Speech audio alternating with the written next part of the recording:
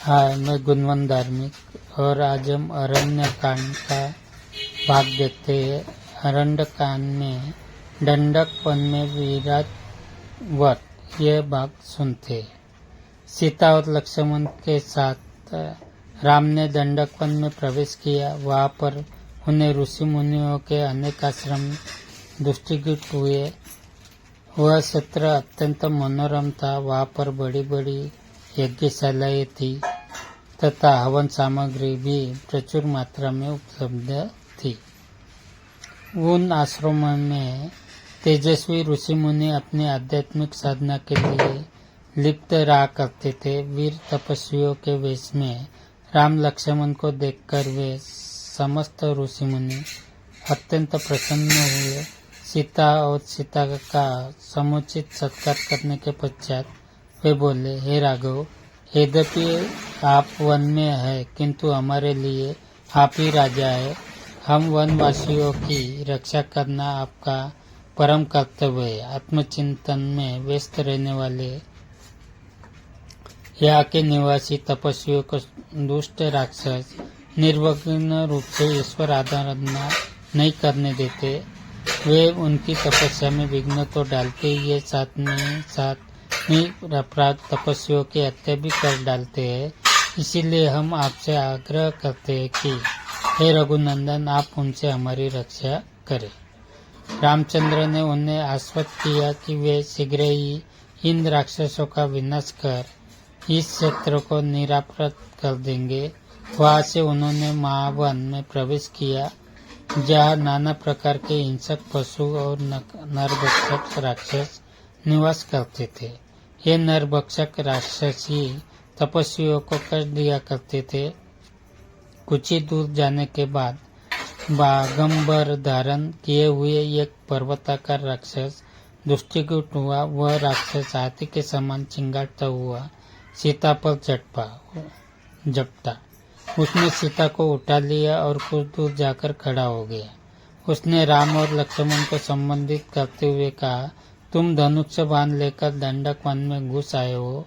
ऐसा प्रतीत होता है कि तुम्हारी मृत्यु निकट आई है। तुम दोनों कौन हो? क्या तुमने मेरा नाम नहीं सुना?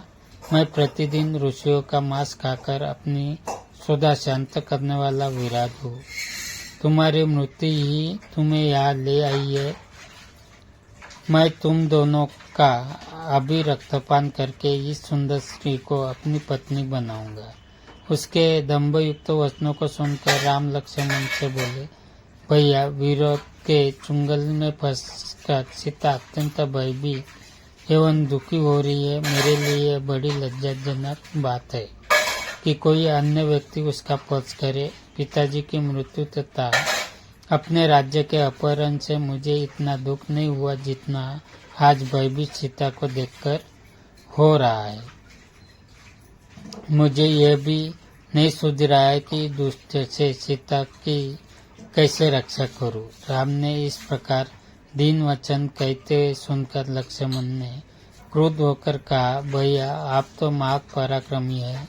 आप इस प्रकार अनाथों की भांति क्यों बात कर रहे हैं? मैं अभी इस दुष्ट राक्षस का संहार करता हूँ।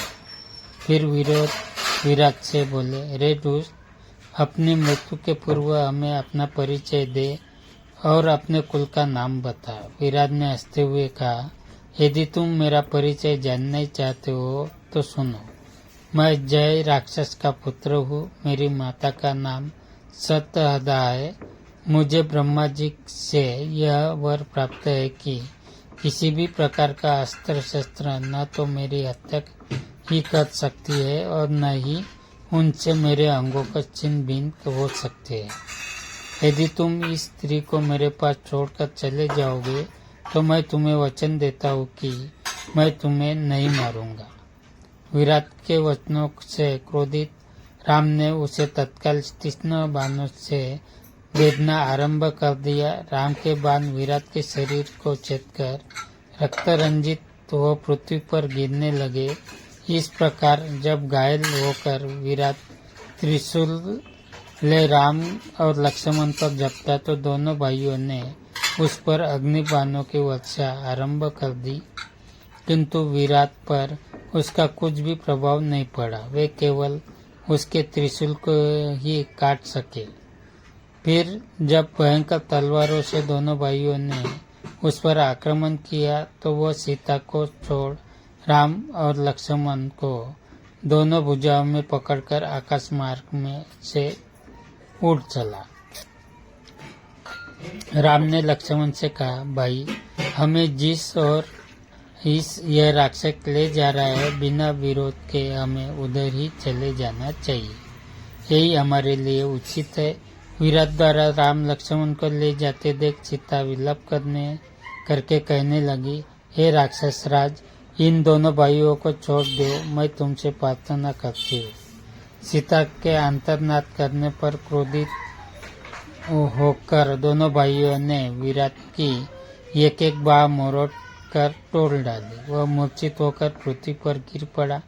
लक्ष्मण उसे सचेत करके बार बार उठाकर पटकने लगे। वह घायल होकर चित्कार करने लगा। तभी राम बोले, लक्ष्मण, वरदान के कारण यह दुष्ट मर नहीं सकता, इसीलिए यही उचित है कि हमें भूमि में गड्ढा खोदकर इसे बहुत गहराई में गाड़ देना चाहिए। लक्ष्मण गड्ढा खोदने लगे और राम विराट की गर्दन पर पैर रखकर खड़े हो गए। तब विराट बोला, प्रभु, वास्तव में मैं तुम्बुरु नाम का गंधर्व हूँ। कुबेर ने मुझे राक्षस होने का शाप दिया था। मैं शाप के कारण राक्षस हो गया। आज आपकी कृपा से मुझे उस शाप से मुक्ति मिल रही है। राम और लक्ष्मण ने उसे उठाकर गड्ढे में डाल दिया और गड्ढे को पत्थर आदि से पाट किया। सारा वन प्रांत उसके अंतर्नाद से गूंज उठा।